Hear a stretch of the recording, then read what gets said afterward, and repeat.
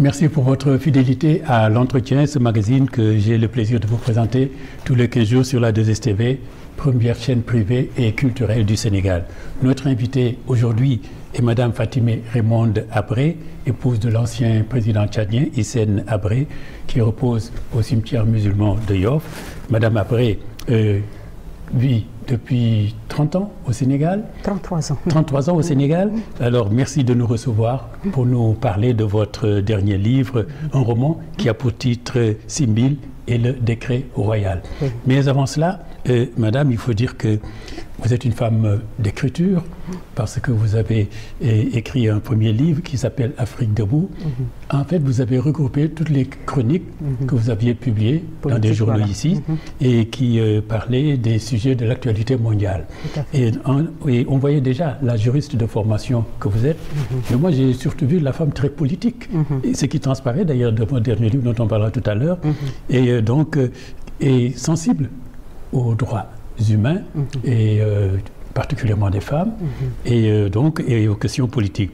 Alors c'est pour ça, quand j'ai fini de lire votre roman Simbil et le décret royal, je me suis dit, Madame Habré, pour elle peut-être l'écriture doit avant tout être une question d'aider à la prise de conscience des Africains en Afrique et surtout éveiller les consciences. Est-ce que j'ai raison?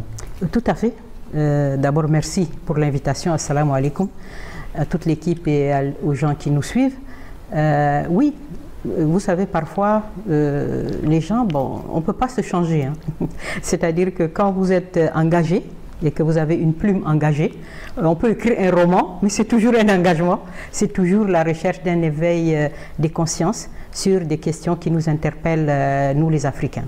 Oui. Vous avez parfaitement raison. Oui. Alors votre livre, Simbil et le décret royal, on en parlait tout à l'heure, je suppose que ça a dû vous valoir des recherches, parce que vous parlez de sujets vraiment tabous dont on ne parle pas, de l'esclavage arabo-musulman, en tout cas une de ses conséquences, et puis aussi vous parlez donc des harems, et donc des questions de liberté, de liberté de la femme et même des hommes qui sont dans les harems, tous ils se trouvent dans des situations de privation de liberté. Mais alors, si on résume rapidement ce livre, Madame Habré, c'est un jeune roi qui vient d'arriver au pouvoir et il prend un décret pour que toutes les femmes étrangères qui se trouvaient dans le harem de son grand-père puissent être libérées, partir. Alors, parmi ces femmes qui quittent le harem, Simbil, le titre, qui est restée 65 ans prisonnière, en tout cas, où elle a même eu, je pense, la situation de favorite, on en parlera aussi. Alors, cette décision, ce roi qui est un peu réformateur, ça a été comme un tremblement de terre. Pourquoi? Eh bien parce que, d'abord, je dirais, donc, l'histoire commence parce que cette dame, elle a 80 ans, et ça fait 65 ans qu'elle est dans ce harem, et d'où on se dit, qui es-tu, Simbil? Que fais-tu ici? Comment es-tu arrivé ici? Et donc, dans un harem où tu as vécu 65 ans, et aujourd'hui, par ce roi qui arrive et qui se dit moderne, et qui dit que donc, qui prend un décret et qui dit que voilà, toutes les femmes étrangères doivent être renvoyées à leur famille. Oui. Et alors s'ouvre devant Simbil la possibilité pour elle de quitter le harem et de rejoindre les siens, qu'elle n'a jamais vu depuis son enlèvement à l'âge de 15 ans. Et alors, c'est un harem, c'est un palais royal, où il y a beaucoup de forces organisées, et ces forces organisées vont faire tout pour empêcher le départ de Simbil du harem.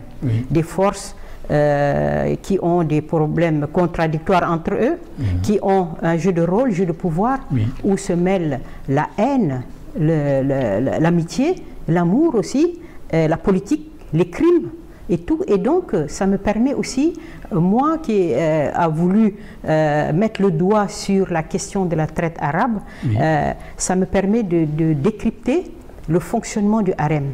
C'est quoi un harem, comment il fonctionne, et surtout, au-delà de tout ça, c'est-à-dire que la présence par la traite arabe des millions et des millions d'Africains qui se sont retrouvés malgré eux, par la force et autres, qui se sont retrouvés dans ces pays.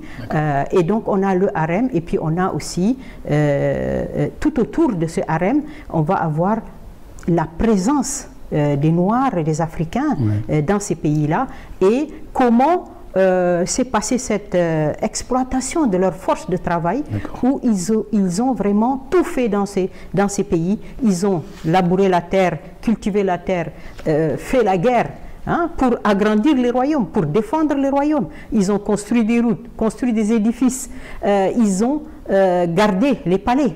Ils ont été aussi des eunuques dans le palais. Oui, mais alors, quand ce jeune roi prend ce décret pour que les femmes étrangères puissent partir, mais c'est une sorte de révolution. Oui, c'est vraiment un grand boom, si on peut dire, parce que d'abord des jeux de pouvoir. Voilà, des jeux de pouvoir, et aussi il ne faut pas oublier une chose très importante, c'est que le harem, c'est une institution. Le harem, c'est la matrice de la monarchie. C'est-à-dire que c'est là où naissent les héritiers, et ceux qui vont perpétuer les traditions monarchiques. Et vous avez des gens qui estiment que ça fait partie des coutumes ancestrales, et que se démarquer de ça et remettre en cause la question du harem est un sacrilège. Et donc ces forces organisées vont se coaliser pour empêcher que Simbil sorte de ce harem. Parce que c'est un des piliers du palais. Mais c'est fondamental. C'est fondamental. Et on va avoir, parce qu'il y a deux personnages clés dans ce roman, il y a Simbil et il y a Neim, dont on parlera tout à l'heure, qui est dans ce harem et qui joue aussi un rôle important. Oui.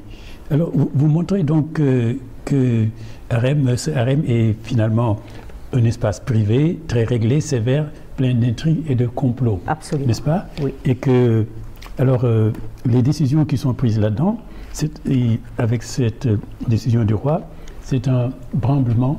Oui, voilà. C'est-à-dire que vraiment, c'est une sorte de forteresse où les femmes sont coupées du monde, enfermées dans un cercle fermé, n'est-ce pas? Alors, et vous dites, quand on préparait harem, ça veut dire haram, en fait, interdit aux hommes. Voilà, haram, ça veut dire ce qui est haram, ce qui est interdit, c'est ça. Et vous savez que l'image qu'on a, en fait, des harems, c'est que, vous savez, les Occidentaux, quand ils sont allés à la découverte du monde arabe, du Moyen-Orient, ils ont découvert les harems. Et ils ont découvert ces lieux qu'ils ont décrits comme étant mystérieux, pleins de voluptueux, de sensualité et aussi inaccessibles. Et d'où tous les mystères. Et donc, en fait, ils ont un peu, si vous voulez dire, laissé cours à tous leurs fantasmes. Et ce qui fait qu'on a une idée qui est un peu fausse de la réalité d'un harem.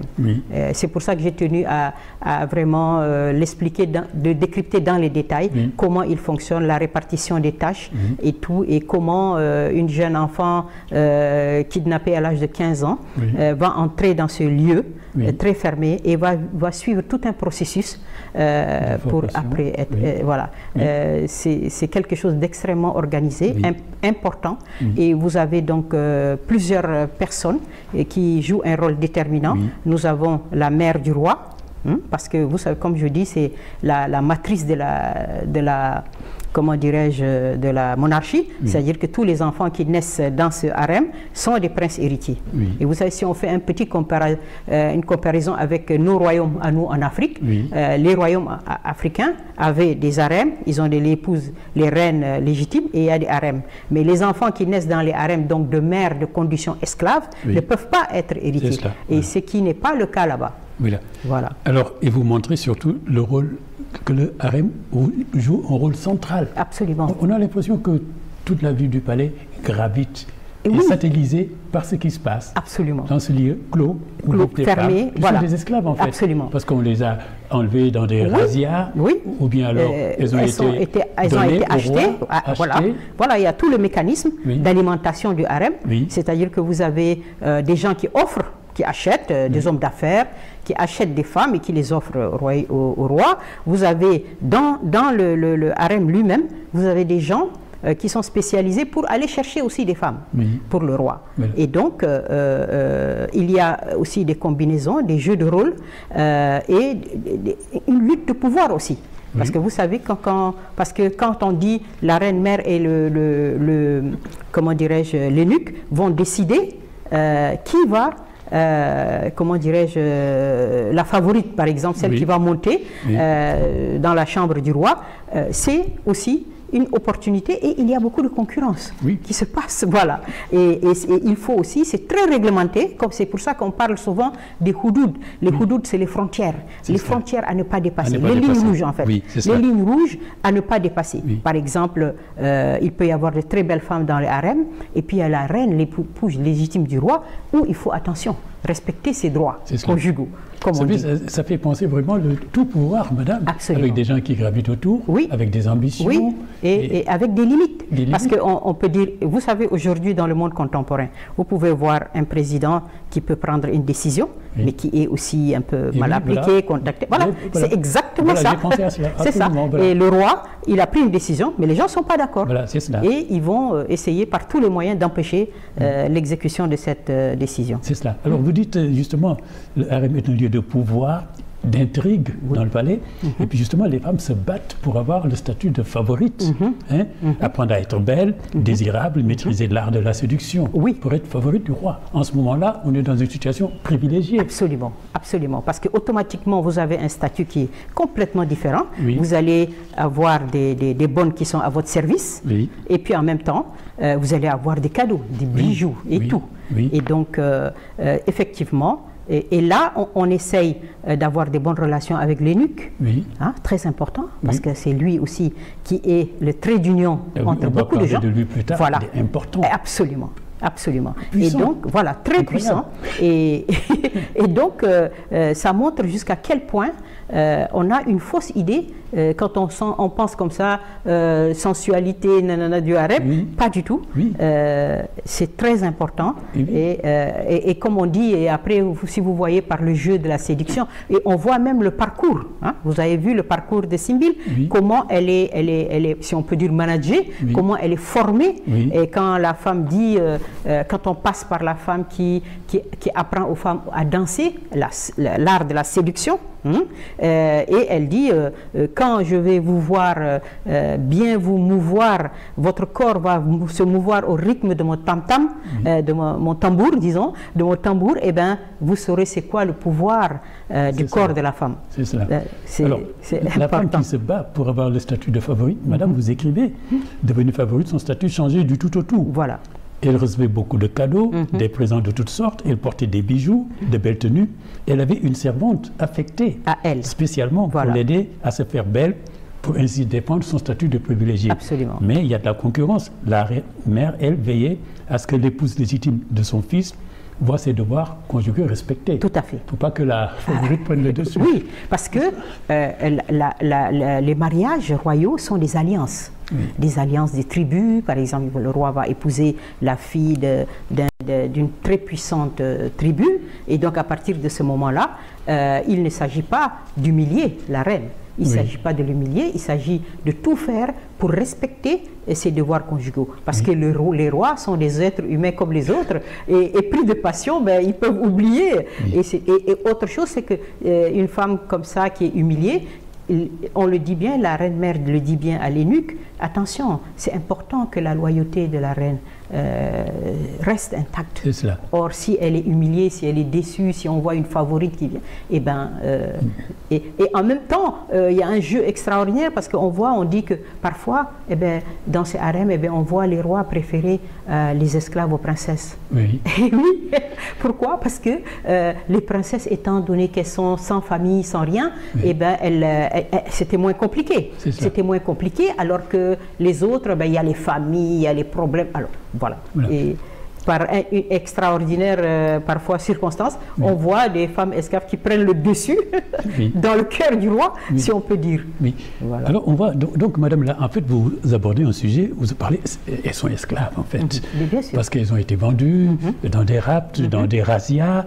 Et finalement, vous parlez, en fait, d'un sujet qu'on n'évoque pas souvent, c'est-à-dire l'esclavage arabo-musulman. Tout à fait. Parce que jusqu'à présent, on ne parle que de l'esclavage triangulaire, transatlantique, l'Afrique, l'Europe et l'Atlantique, que tout le monde connaît. Mais il y a cet esclavage. Il n'y a que Tidjane Ndiaye qui en a parlé dans le génocide voilé. Le génocide voilé.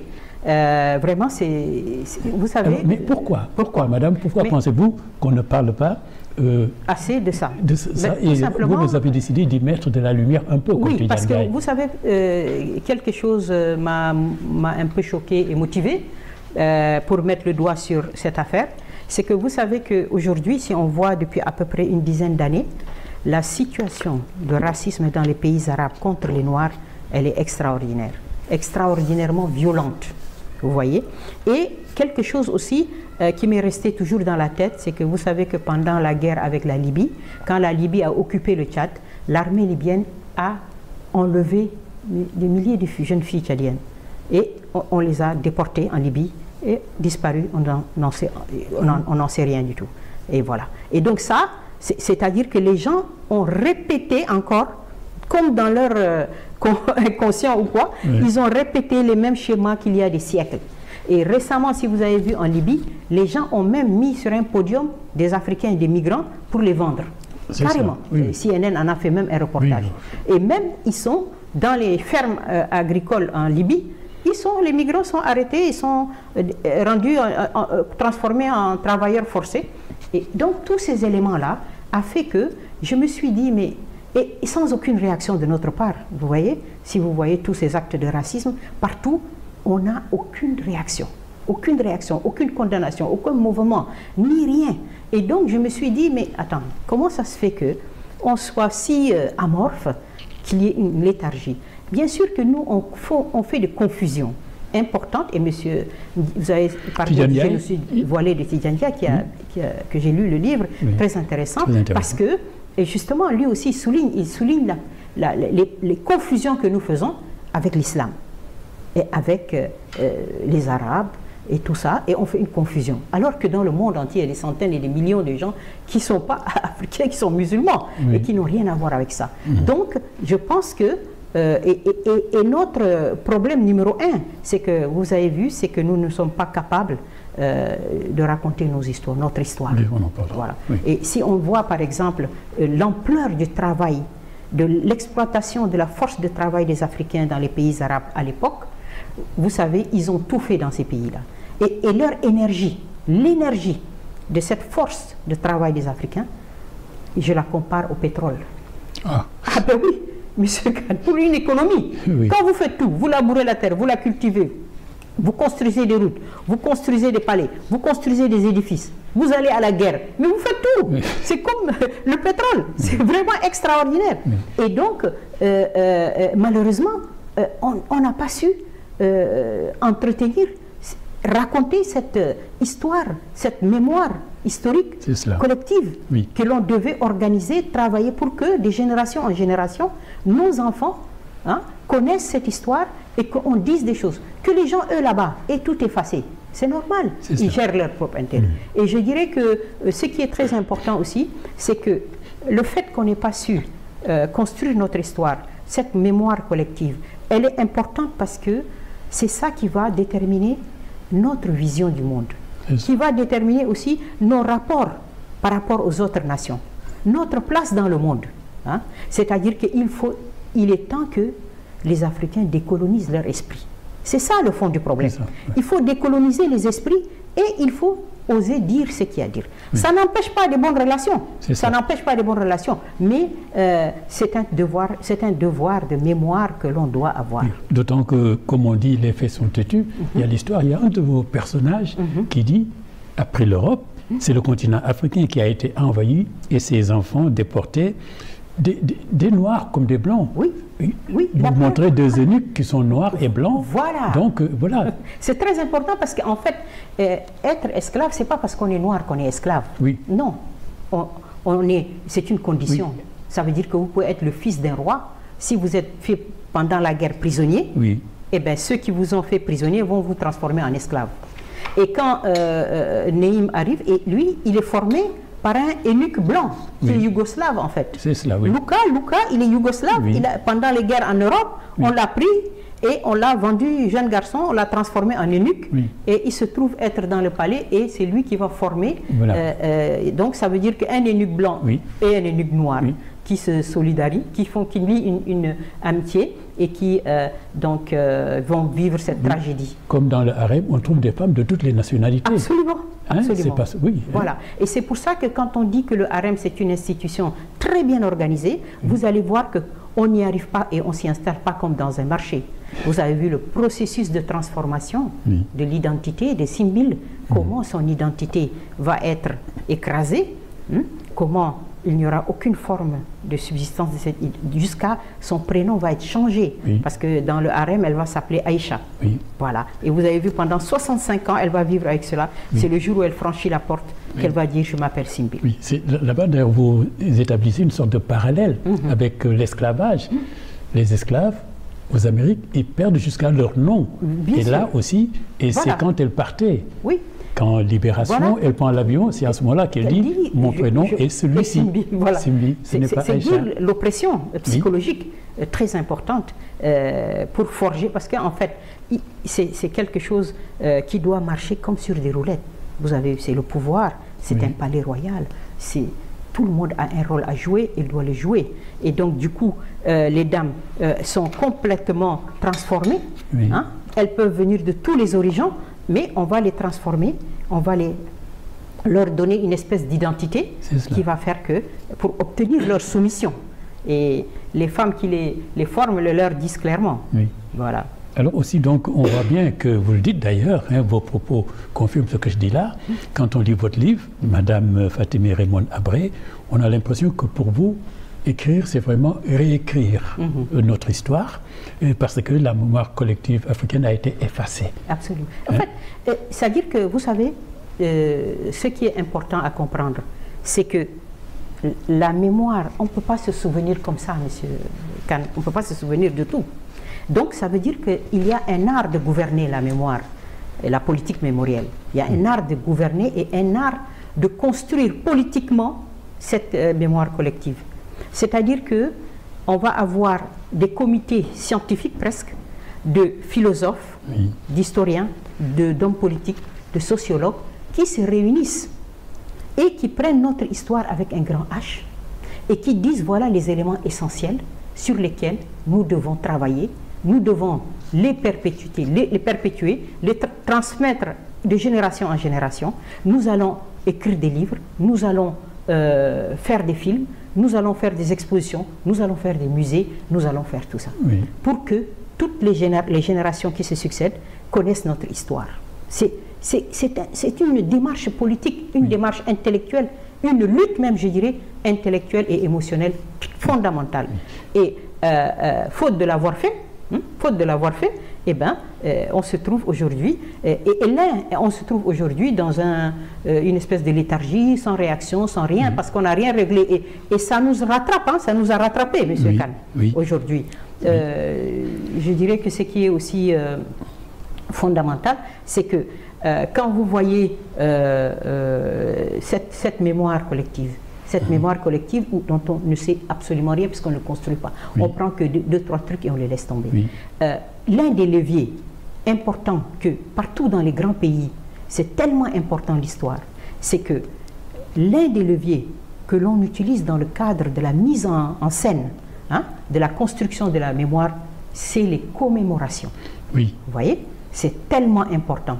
Si on le fait ailleurs, c'est parce que, même si c'est des événements passés, c'est qu'ils savent que ça forge une identité politique. Pour qu'on n'oublie pas. Ah ben oui, ça forge votre identité politique, notre découverte de nous-mêmes, hein, notre rapport au monde, et même nos choix politiques. Nos choix politiques, c'est tellement déterminant. Alors, vous me disiez, Madame Habré, quand on préparait cette émission, que, par exemple, quand on commémore le débarquement des Alliés, après la fin de la guerre, le 8 mai 1945, pour être précis, alors, on voit les Américains qui viennent, les Anglais, tous les Alliés, mais très peu de Noirs.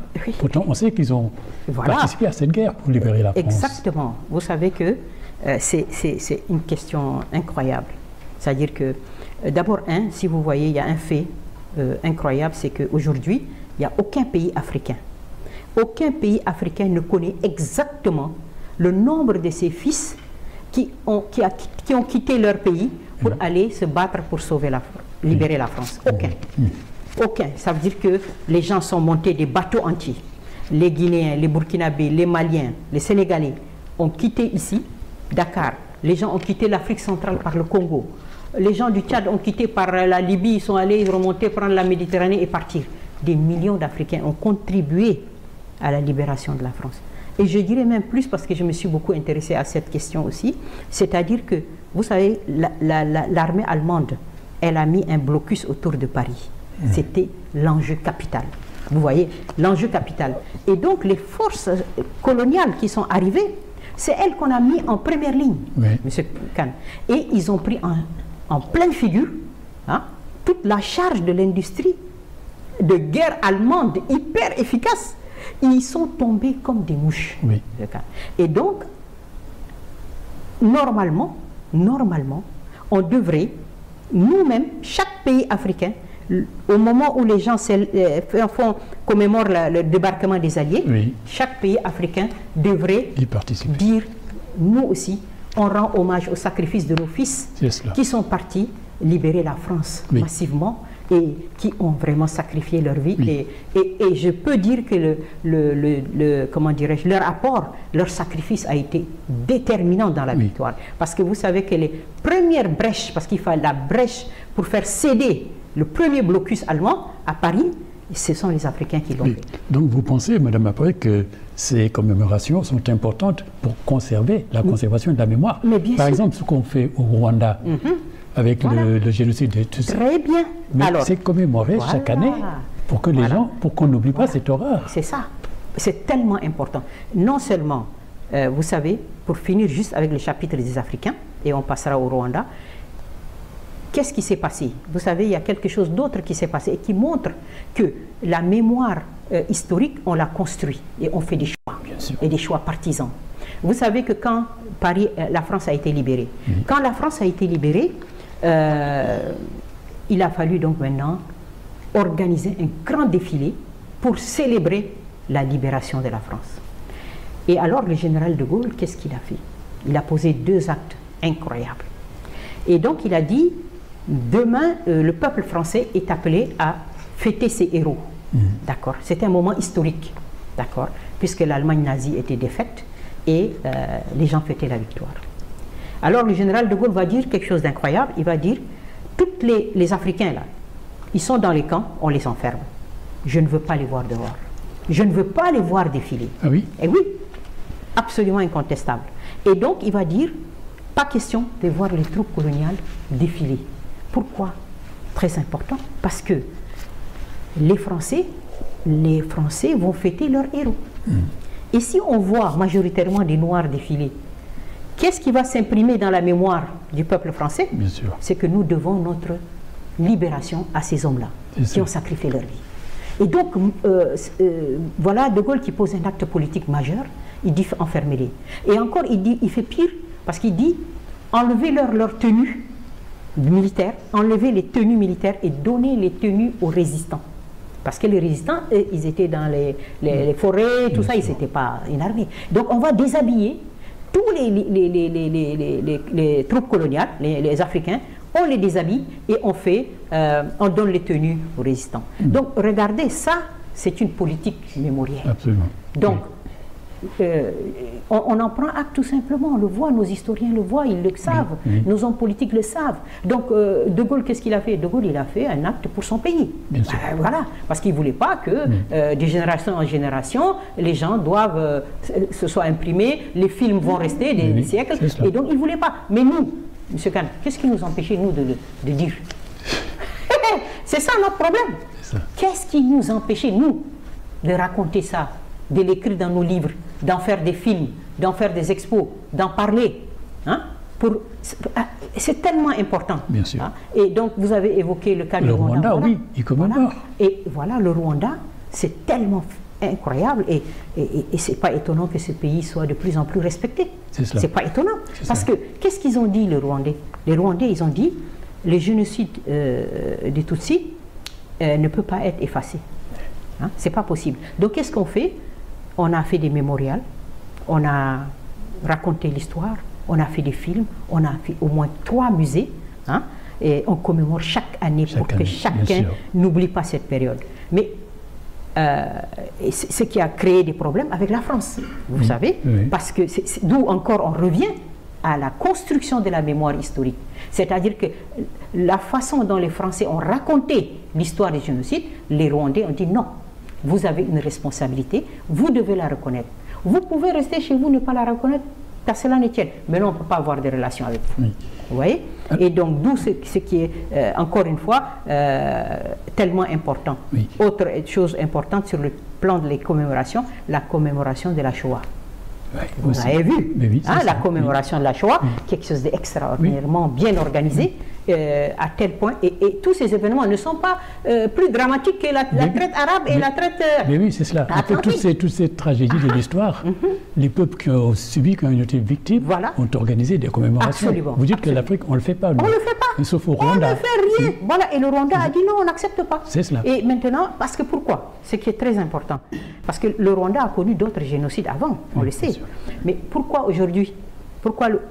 C'est la question du leadership. Vous comprenez? C'est le leadership et c'est le plus grand problème que nous avons en Afrique. C'est le leadership.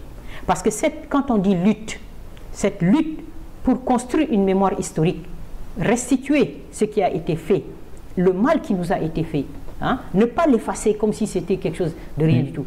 Le dire, l'expliquer, le transmettre de génération en génération à tous les groupes sociaux. Parce que c'est ça qui va forger notre identité et notre place dans le monde. On ne nous respecte pas parce qu'on a nié même ce qu'on nous a fait. Donc, par rapport au leadership, je dis cette lutte-là, hein, de construire la mémoire historique, c'est une lutte intellectuelle. Elle est intellectuelle, elle est émotionnelle, elle est importante. Et quand on dit lutte, on dit leadership.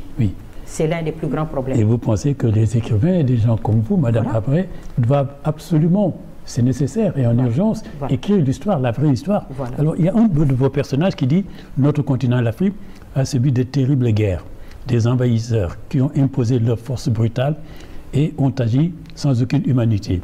Les vainqueurs, ce sont eux qui écrivent l'histoire des guerres, n'est-ce pas? Ils la falsifient, ils trompent et tu peux comprendre l'enjeu autour de l'écriture de l'histoire qui est importante, ce que vous dites. Il est d'une grande importance de connaître sa vraie histoire, de la question de l'organisation et de la construction de la mémoire, n'est-ce pas, historique pour les générations à venir. Tout à fait. C'est fondamental. C'est fondamental. Et donc, là, c'est quand Simbile est rentré, je pense. En fait, c'est le papa déjà qui parlait aux enfants. Tout à fait. Il faut raconter. Tout à fait. Et quand on dit justement ce qui nous, les confusions et notre léthargie et tout, par rapport à la traite arabe et tout, c'est qu'on voit quand Simbile rentre chez elle, et on a automatiquement tout un branle-bas de combat, qu'on imagine comme si on imaginait un pays aujourd'hui comme on est là dans le monde contemporain. On voit une histoire comme ça, automatiquement tout le monde se pose 1000 questions. Mais bon Dieu, quel est ce pays arabe là qui a fait ça? Et donc ce gouvernement là de ce pays dit non, il ne faut pas dire le nom parce que nous avons des relations diplomatiques et ce ne serait pas bien pour l'image de ce pays. Eh bien, c'est exactement ça, nos problèmes. Alors parlons un peu de ce personnage qui est vraiment un personnage central, l'eunuque. C'est des gens qu'on a pris, il y a des blancs comme des noirs, n'est-ce pas? Plus tard, on verra qu'il y a du racisme quand même. Tout à fait, absolument. Blancs comme des noirs, auxquels on couple les attributs masculins. Et donc, ils peuvent être... D'ailleurs, on l'appelle comment? Il a un surnom, on l'appelle le prince des filles. C'est-à-dire que l'eunuque est quelqu'un qui est très important. Et moi d'ailleurs j'ai créé ce projet et puis finalement j'ai eu beaucoup de sympathie pour lui parce que vraiment c'est un homme qui a beaucoup souffert. Donc il a été enlevé à 12 ans dans un pays africain et puis donc il a subi cette monstruosité d'être privé de ses attributs et on l'a transformé comme un eunuque et donc du coup il a été vendu et il se retrouve dans ce palais avec Simbile. Et il grandit et il apprend à être eunuque. Oui. Et donc il grandit, il apprend des choses, il apprend comment... Il y a toute une éducation, il apprend comment il faut parler au maître, comment oui. à quelle distance il faut rester, etc. Et puis petit à petit, il prend de l'assurance parce qu'il devient un élément clé du harem, parce que c'est lui seul qui peut rentrer, qui parle déjà, c'est lui seul qui parle au roi sans intermédiaire. Oui. Et c'est ça que des gens un peu politisés, si on peut dire, dans le palais royal, ont peur de lui. Ils ont peur de lui, ils le craignent un peu parce qu'ils disent qu'il parle au roi sans intermédiaire. C'est oui. un grand privilège. Oui. Donc, dans la mesure où il entre dans l'intimité aussi du roi, puisque c'est lui qui a la charge de mener des femmes pour faire la chambre du roi. Oui. C'est lui aussi qui, avec la reine-mère, choisit les filles du harem pour les amener au roi. Oui. Il a aussi, on lui confie aussi des missions parce que dans ce monde de pouvoir, il y a beaucoup de coups durs, il y a la trahison, il y a des problèmes de confiance. Et donc lui, qu'est-ce qu'il fait? Eh bien, le roi lui confie aussi des missions secrètes. Oui. Vous voyez? Et donc du coup, il a beaucoup d'importance. Ce qu'il va utiliser aussi, parce que c'est un monde de secrets, où il y a des crimes, il y a des secrets, et donc lui aussi il est au fait de beaucoup de choses, et c'est là où il va apporter son aide à Simbil. Et on le voit sur l'évolution comme dans tout pouvoir, on le voit selon les circonstances. Mais justement, vous voyez que vers la fin, voilà. ça devient très très compliqué pour lui. Mais madame, on a l'impression que cet homme-là, auquel on a enlevé les attributs masculins, tient tout le pouvoir en main, parce qu'il connaît les secrets du roi, voilà. Parce que c'est un personnage central, une pièce centrale. Voilà. Il joue le rôle d'ambassadeur dans les secrets, il parle au roi directement. Voilà, absolument. Et puis en même temps, c'est lui, on lui donne, l'énuque blanc va lui apprendre la comptabilité un peu, les chiffres, et c'est lui qui tient aussi les comptes du palais. Oui. Il tient les comptes du palais. Oui. Donc, quand vous avez accès à l'argent, c'est aussi une forme de puissance. Oui, voilà. Oui. Alors on dit, on disait donc c'est un homme puissant et la vraie puissance n'a pas besoin de s'afficher, voilà. N'est-ce pas? Voilà. Du palais, il connaît tous les mystères. Lui seul peut entrer dans la chambre royale pour la préparer avec les chambriers. Il s'adresse à Sa Majesté sans intermédiaire. Il est très proche de la reine, mère du roi, qui l'informe de tout ce qui se passe dans le harem. Voilà. C'est un confident de Ses Majestés. Et conseil, il ne faut pas en faire un ennemi. Exactement. Parce qu'il est plus puissant. C'est ça, c'est l'officier de l'écurie royale, qui est un arabe donc, du pays, officier de l'écurie royale, qui a placé sa fille aussi pour servir dans le harem. Et puis la fille, elle voit l'eunuque, elle voit, et puis elle le méprise un peu, quoi. Elle le méprise, elle marmonne, elle dit des insultes. Et son père l'entend et lui dit, mais ma fille, tu es folle, tu es complètement folle et tu n'as rien compris. Ce monsieur-là que tu vois là, eh ben, il ne faut en aucun cas t'en faire un ennemi, hein, si j'ai un conseil à te donner. Parce que lui, il parle au roi sans intermédiaire. Et ce que nous, on n'est même pas capable de faire. Ça veut dire quoi, madame? Ça veut dire quand même que dans le cercle du pouvoir, parfois il y a des gens qui ne... Voilà. Qui tiennent la réalité du pouvoir. Tout à fait. Et pourtant, qui ne sont... Voilà, c'est ça. On ne peut pas s'imaginer. Parce que, si vous voulez, son rôle est comme une clé de voûte. Vous voyez, il a un pied dans le monde, il contrôle la matrice de la monarchie, là où naissent les princes, qui est fondamental, l'intimité royale. L'intimité royale, c'est très important. Et ça lui donne des forces. Et puis dans ce monde où les gens ne se font pas confiance, des familles ne se font pas confiance, là aussi, lui, le roi, lui confie des missions secrètes. Voilà. Il observe le roi, il le surveille, il le sert, et on a besoin de lui. C'est ça qui fait sa force. Et il le sait. Et il le sait. Il le sait, et en même temps, les houdoud, il les connaît, c'est-à-dire les lignes rouges à ne pas franchir. Il sait, il connaît ce système, il connaît le racisme, il connaît que les gens le craignent, mais que s'il pouvait s'en débarrasser, il le ferait. Voilà. Et justement, quand on le formait à être eunuque, mais voilà, on l'instruit, quelle distance à laquelle il devait se tenir face au roi, il a s'exprimer convenablement. compte tenu du rang élevé de son maître, quel mot flatteur choisir, comment exprimer sa soumission. Tout avait son importance dans ce monde. Ma gestuelle, l'expression de mon visage, mon port vestimentaire, ma distance, mes mots, l'intonation de ma voix, tout devait exprimer mon entière obéissance et ma soumission absolue au maître des lieux. Tout à fait. Il connaissait sa place, il connaissait sa limite, mais en même temps, il mesurait l'ampleur de sa puissance. Absolument. Et il était assez intelligent pour ne pas exagérer. Oui. Parce qu'il sait que c'est parfois une question de... Les choses peuvent bouger, les tables peuvent se renverser. Il le verra vers la fin, là. Il va y avoir des sérieux problèmes. Et donc, ça veut dire qu'il a tellement bien compris le système qu'il va apporter... Mais on voit aussi vraiment une grande tragédie. Il y a beaucoup d'émotions. Quand on voit la transformation de son corps, comment cette détresse... Voilà, c'est une grande comment son corps devenait le corps d'une femme. Voilà, c'est ça, parce qu'à cause des hormones. Bien sûr. Vous voyez, à cause de ça. Et donc, vraiment, c'est un personnage qui est très important. Et d'ailleurs, on peut dire que, vous savez que dans l'organisation du palais et du harem, parce qu'il fallait encore, il n'était pas le seul eunuque, il était le chef des eunuques. Et on l'appelait, comme vous avez dit, le prince des filles. Et donc, il avait plein d'autres eunuques qui gardaient tous les alentours du harem. Bien sûr. Vous voyez, parce qu'il fallait sécuriser les harems, parce qu'il y avait beaucoup de tentations des gens et tout. Donc il fallait sécuriser, donc il était aussi. Et en même temps, on le voit que c'est un réseau aussi d'informations pour lui. Vous voyez, tous ces eunuques partout. Et quand on sait que les rois ont des palais dans toutes les régions, eh bien, vous avez encore des eunuques qui sont là-bas et qui l'informent en fait. Et après, on va voir déjà l'utilité de ce réseau d'informateurs plus tard dans le roman. Alors, madame, vous avez construit ce roman dans l'écriture. C'est très pratique d'ailleurs, vraiment, ce qui rend le roman particulièrement agréable à lire. Il y a le palais, ce qui se passe au palais, et puis au village. Voilà. Le pays. L'annonce au pays plutôt, et on attend le retour de Simbil.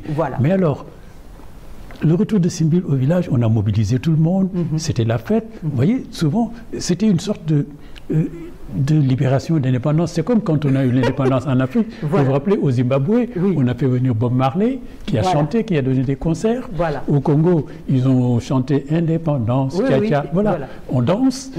Alors qu'au palais, on était en train d'imaginer les conséquences que cela. Alors ça fait passer un peu dans les indépendances. Quand le pouvoir bascule, voilà.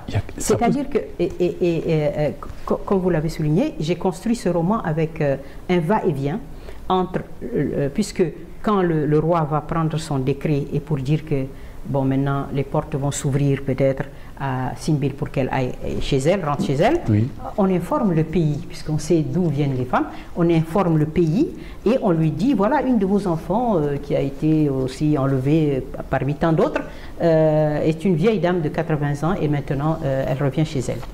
Et donc Simbil, la famille est informée, tous les gens, et automatiquement, on sait que Simbil a une sœur jumelle qui est là, qui est son lien un peu avec le passé.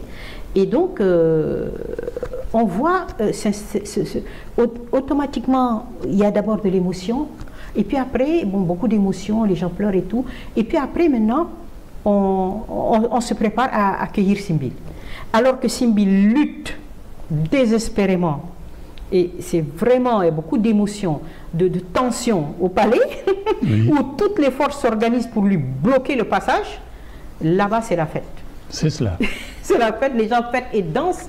Et en fait, on se rend compte, et justement, l'absence totale d'une mémoire historique par cette vraiment réaction complètement opposée par rapport au palais. Oui. Alors, pour terminer sur les eunuques, madame, on approche la fin de l'émission. Vous m'aviez dit que, oui, vous avez fait vraiment des recherches.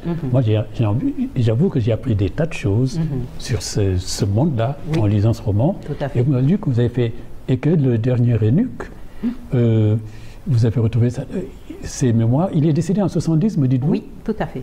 Alors, bien sûr, parce qu'en fait, comme je vous dis, quand on a une plume qui est engagée, c'est un peu un roman véridique, vraiment. Parce que j'ai beaucoup cherché, lu et tout, pour pouvoir, comme je disais, prendre la main de nos jeunes Africains hein, notre jeunesse aujourd'hui, et pour qu'ils suivent la route de Simbil, pour voir la traite arabe, arriver jusqu'à là où elle est, mais aussi voir tout l'environnement, avec Neim aussi, l'eunuque, tout l'environnement et ce qu'a été la contribution des Africains dans ces pays et leur vie.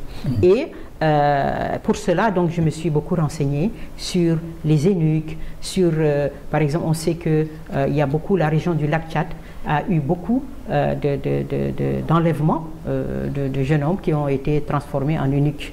Et voilà. Et même les plages de Gorée, ici, les plages de Gorée aussi, on a eu à faire des opérations, si on peut dire opérations, des transformations, des mutilations pour faire, avant de les embarquer.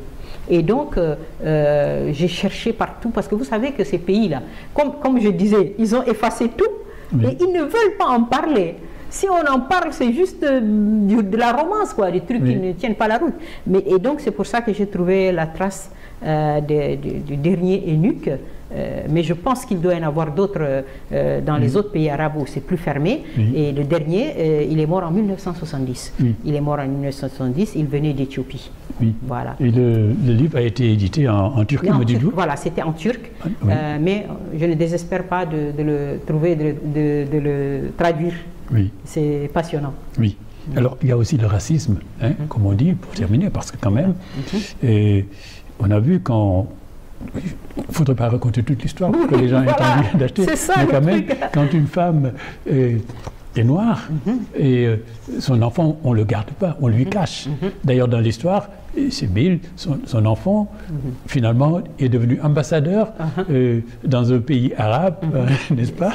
Voilà, dans un autre pays, sans savoir qu'il est un prince héritier. Oui, sans savoir qu'il est un prince héritier, parce que, comme sa mère est noire, on l'a caché à la naissance. La question du racisme, elle est très importante.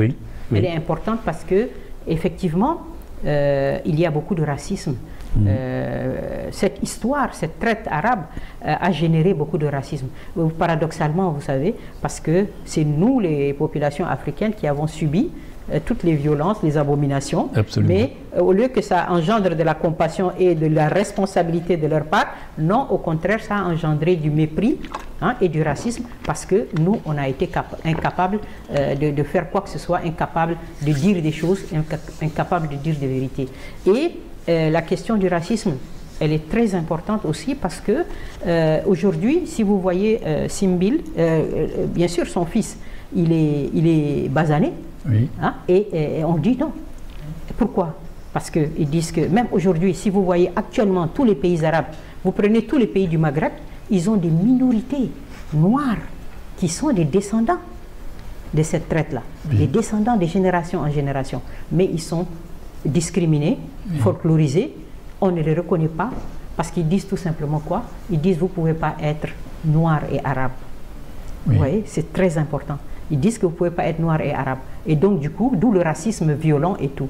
C'est pour ça que je dis que pour la question du racisme, et on peut même, au-delà de la question dans les pays arabes, même actuellement en Europe, où aujourd'hui on voit le Rassemblement national est aux portes des pouvoirs, et donc ça veut dire qu'on a intérêt à avoir du répondant.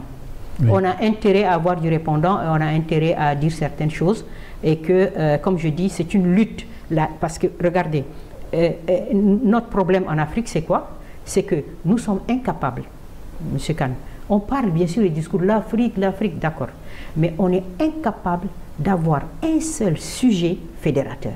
C'est-à-dire que on n'a toujours pas pu construire une opinion publique africaine qui pourrait se mobiliser, par exemple, sur beaucoup de thèmes. Même le racisme, on n'arrive pas à se fédérer. Regardez, nos footballeurs, le football qui est si fédérateur, les gens se font cracher dessus, insulter. Les étudiants, dans les autres... Mais c'est pas possible. Partout, la parole raciste est banalisée. On a M. Éric Zemmour qui dit ce qu'il veut. Il nous insulte du matin au soir. Personne ne peut lui répondre. Tout un continent, personne ne peut répondre. On n'est pas organisé. On ne peut pas parler. On ne peut pas manifester. On ne peut pas dire. Mais c'est quoi ça? Donc voilà. Et tout ça, c'est quoi? C'est le leadership. Vous voyez? Parce que c'est une lutte. Comme je dis, toute lutte là, c'est une lutte intellectuelle. Et il faut prendre et avoir le courage politique de parler, de mobiliser les gens. Et que la jeunesse africaine, c'est ça, après avoir et après être entrée en politique, que l'éveil de ses consciences se fait, maintenant il faut qu'elle agisse. Oui. Parce que les discours, ça ne sert à rien. Voilà. Donc vous pensez que maintenant est venu le temps de poser des actes qui libèrent l'Afrique? Oui, parce qu'en déjà construire notre mémoire, commémorer, tout ce qu'on doit commémorer, on doit le commémorer. Oui. Vous comprenez? Et on doit rétablir la vérité des faits, la vérité historique. Hein? On doit créer des comités scientifiques.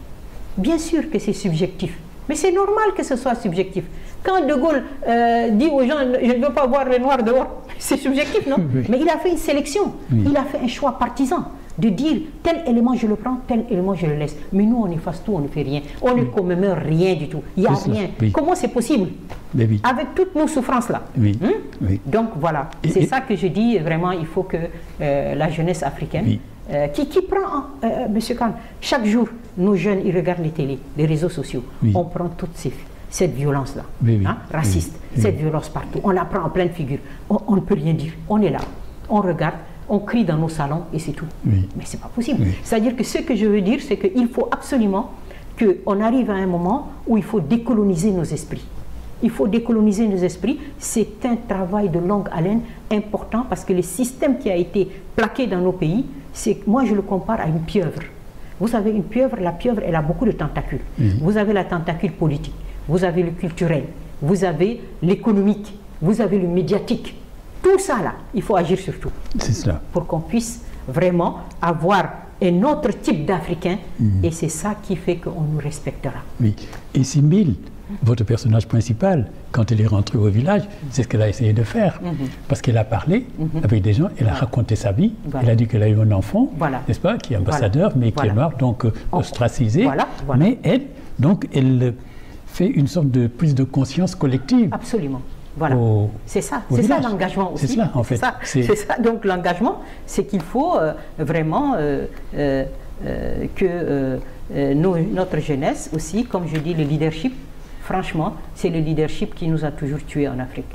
Des leaderships qui évitent tous les problèmes, qui acceptent qu'il n'y a pas de commémoration, qui effacent tout, voilà. Irresponsable et timoré. Voilà, c'est ça. Et donc je veux dire que quand l'appel que je lancerai, je dirais, à la jeunesse africaine, c'est que quand on voit émerger quelque part un leadership qui est engagé, on sait qu'il est aujourd'hui sur la route de changer nos conditions de vie, de diminuer nos misères, de nous libérer intellectuellement, de nous décoloniser les esprits, il faut se mettre debout et les défendre. D'accord. Très bien, madame. Merci. Merci. Donc, vraiment, je rappelle ce livre que vous venez de sortir. Alors, vous êtes juriste de formation, n'est-ce pas? Et puis, donc, vous écrivez aussi. Toutes vos chroniques sont disponibles dans ce livre Afrique debout. Le titre, déjà, c'est tout un programme. Ah, oui, n'est-ce pas? Et puis ça, Simbile et le décret royal, en fait, qui raconte l'esclavage, qui raconte, voilà, par la création romanesque dans les harems, tout ce qui se passe dans les harems.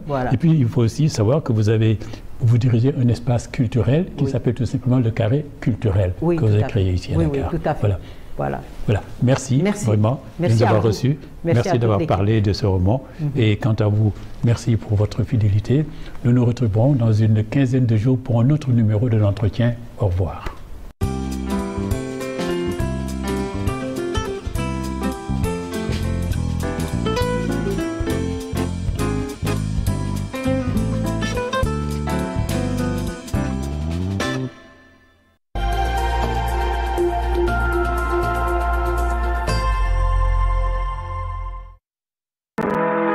Bienvenue sur 2SI Racine, la télévision culturelle.